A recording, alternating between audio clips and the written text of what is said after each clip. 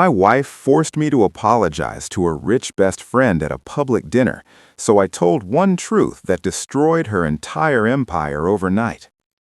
My name is Ethan Walker. I'm 41 years old, and until last year, I thought I had a strong marriage, a stable career, and a future that made sense. I worked as a senior project manager for a civil engineering firm in Phoenix, Arizona. Not glamorous work, but honest, steady, and meaningful. I oversaw bridge inspections, infrastructure upgrades, and safety compliance projects across 3 counties. The kind of work that keeps people alive, even if nobody ever thanks you for it. My wife, Laura, worked in public relations for a luxury lifestyle brand.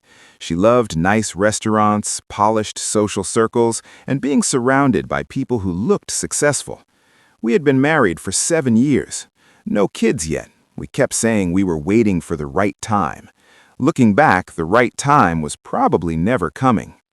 The real problem in our marriage wasn't money, cheating, or addiction. It was Laura's best friend and business partner, Vanessa. Vanessa was one of those people who entered a room like she owned the oxygen, always dressed perfectly, always talking loudly about her investments, her networking dinners, her exclusive opportunities. She ran a consulting company that claimed to help small businesses scale faster. In reality, most of her income came from shady partnerships, aggressive contracts, and borderline deceptive practices that lived in the gray area of legality. From the first time I met her, she made it clear she didn't respect me. "So you just inspect bridges?" she once laughed at a dinner party. "That sounds safe. I could never live such a boring life." Laura would giggle along like it was harmless teasing. Every time I pushed back privately, Laura brushed it off. "That's just Vanessa. She's blunt. Don't take it personally."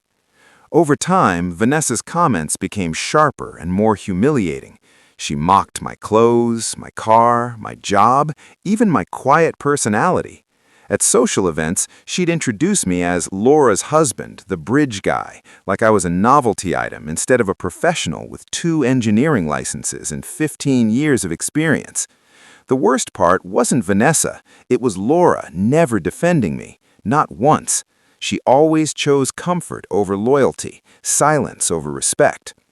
Everything finally exploded at a charity fundraiser dinner hosted at Vanessa's house. It was one of those high-end events filled with influencers, startup founders, real estate investors, and people who loved talking about money more than meaning. Laura insisted we attend because Vanessa wanted to introduce us to important connections. I already knew what that meant, another evening of quiet humiliation. About halfway through dinner, Vanessa stood up to make a toast about entrepreneurship and integrity. Then she looked straight at me and smirked. "Some people build empires," she said loudly, "and some people just watch other people build them from underneath bridges."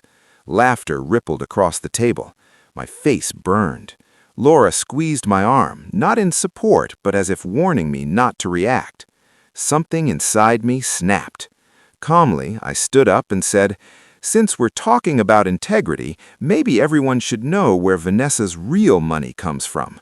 The room went silent. Vanessa's smile froze. I continued. "My firm recently worked on a municipal audit involving 3 shell companies that funnel consulting fees into offshore accounts. Those companies are tied directly to Vanessa's business. The contracts involve inflated invoices, forged vendor approvals, and falsified tax filings." Vanessa turned pale. Someone dropped a glass. I explained that the case had already been flagged for federal review and that subpoenas were likely coming within weeks. I hadn't planned to say any of this publicly, but after years of disrespect, I was done protecting someone who thrived on humiliating others. Chaos erupted. Guests whispered, phones came out. Vanessa screamed that I was lying. Her voice shook. Her business partner demanded explanations. Laura stared at me like I had committed a crime. On the drive home, she exploded. "You embarrassed me in front of everyone. You ruined Vanessa's life." I calmly told her the truth mattered more than image, and that I was tired of being treated like a punching bag. She demanded I apologize to Vanessa immediately or leave the house. I packed a bag that night and left. Within a month, Vanessa's company was under federal investigation. Clients fled, bank accounts were frozen, several employees cooperated with the authorities. The consulting empire collapsed fast. Vanessa was eventually charged with wire fraud, tax evasion, and conspiracy. Her public image vanished overnight. Meanwhile, Laura filed for divorce, blaming me for destroying her social circle and reputation. The divorce wasn't pretty, but it was fair. No kids made things simpler. We split assets and moved on. What surprised me most was what happened afterwards. My confidence skyrocketed. I stopped apologizing for existing. I took leadership roles at work, proposed major safety upgrades, and earned a promotion within 6 months.